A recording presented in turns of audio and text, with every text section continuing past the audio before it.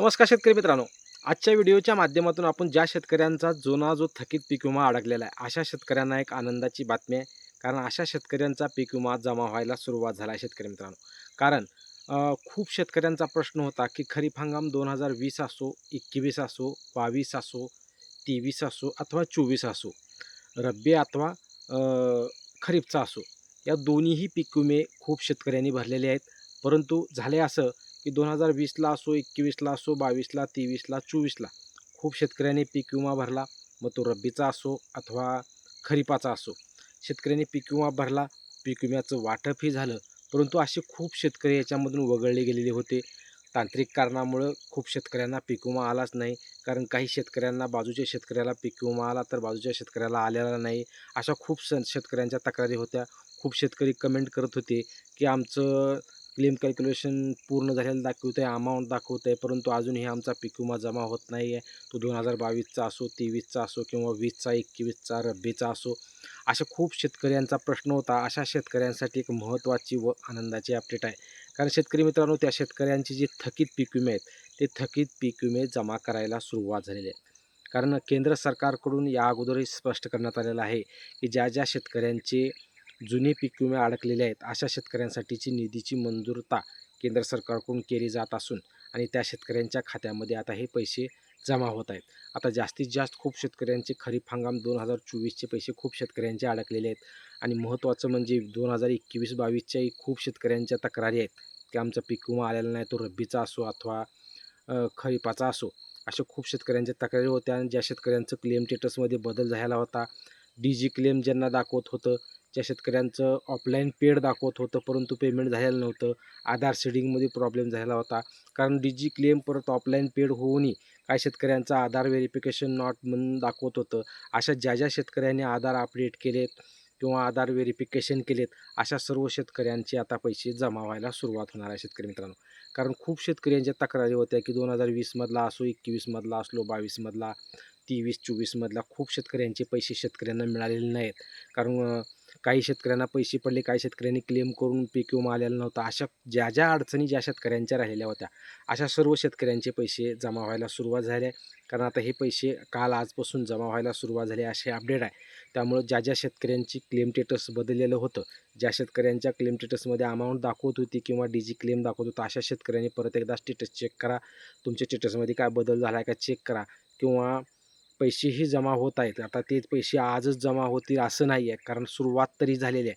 त्यामुळं अजून खरीप हंगाम 2025च्या पीक विम्याच्या वाटपाच्या अगोदर हे जे उर्वरित जे जुने पीक विमे अडकलेले आहेत लोकांचे 2020चे, 21चे, अशा सर्व शेतकऱ्यांचे पैसे जमा होणार आहेत. त्यामुळं ज्या शेतकरी प्रलंबित होते, कारण खूप शेतकऱ्यांचा प्रश्न होता, माझा उडदाचा पीक विमा आलेला नाही, गेल्या वर्षीचा खरीपाचा सोयाबीनचा पीक विमा आलेला नाही, तुरीचा पीक विमा आलेला नाही. अशा काही ज्या शेतकऱ्यांच्या तक्रारी होत्या, अशा तक्रारीधारक शेतकऱ्यांचे आता पैसे जमा होत आहेत. कारण आता क्लेम स्टेटसमध्ये तुम्ही स्टेट चेक करून पाहूही शकता.